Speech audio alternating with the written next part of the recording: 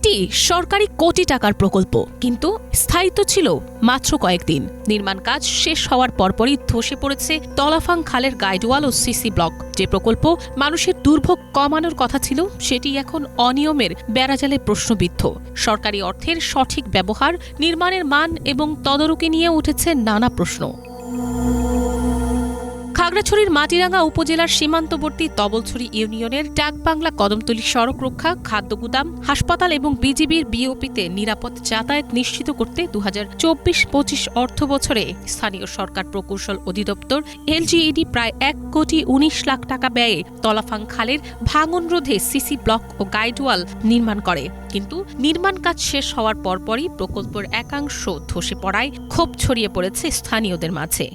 এটা নির্মাণের সাথে সাথে এটা ধসে পড়ে যায়। তো আমার যতটুকু মনে হচ্ছে যে সেখানে এটা মূল বিষয়টা হচ্ছে প্ল্যানিংয়ের, হয়তো ইঞ্জিনিয়ারের প্ল্যানিংয়ে ভুল ছিল। মাত্র ভাঙার কারণ হচ্ছে আপনার 2 নম্বরই কাজ। আর যারা ইঞ্জিনিয়ারের দায়িত্ব ছিল ওনারা তো কাজ দেখতে আসলে আপনার 2 টাকা পকেটে ঢুকাই দিলে ওরা আর কাজ দেখবে না। এই 2 নম্বরই কারণে এখানে যাতায়াত সম্পূর্ণ বন্ধ হয়ে গেছে। কাজগুলো তো হচ্ছে নিম্নমানের কিছু জিনিস দিয়া, আর যে জিনিস দিয়ে কাজগুলো হয়েছে এই জিনিস দিয়ে কাজগুলো হওয়ার কথা না।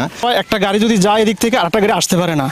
এখানে খাদ্য গোডাউন আছে, এদিক থেকে যদি একটা মাল নিতে হয় আর একটা গাড়ি দাঁড়ায় থাকতে হয়, 1 মাইল দূর থেকে তার সিরিয়াল ধরতে হয়। এই রাস্তাটা অতি দ্রুত সংস্কার করা জরুরি।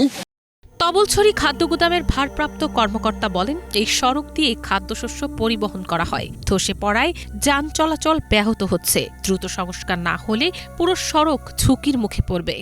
জনগণের যাতায়াত এবং খাদ্যশস্যবাহী যে যানবাহন আসে সেগুলির যাতায়াত বিঘ্ন করছে। অনেকটা খাদ্যশস্যবাহী যান চলাচল বন্ধ হয়ে গেছে।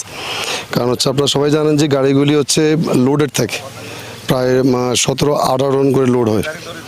সেই জন্য জনস্বার্থে খুব দ্রুত এই রাস্তা এবং সংস্কার বা পুনর্নির্মাণ কাজ দ্রুত করার জন্য সংশ্লিষ্ট কর্তৃপক্ষের নিকট আপনাদের মাধ্যমে বিনীত আহ্বান জানাচ্ছি।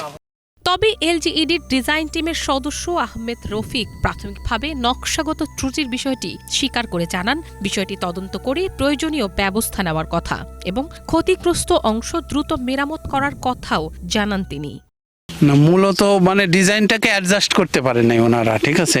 তো যে বিষয়টা হইতেছে এখানে হয়তো এক্সপার্টাইজের একটু বিষয় রয়ে গেছে, যে আমরা যে টাইপ ডিজাইনটা দেয়া আছে সেটা কোন জায়গা প্রয়োগ করা হবে আর কোন জায়গা প্রয়োগ করা যাবে না, তার যে লিমিটেশন, যে শর্তবলী দেয়া আছে, এখানে এই জিনিসটা ম্যাচ করেনি, যার কারণে এই সমস্যাটা হয়েছে।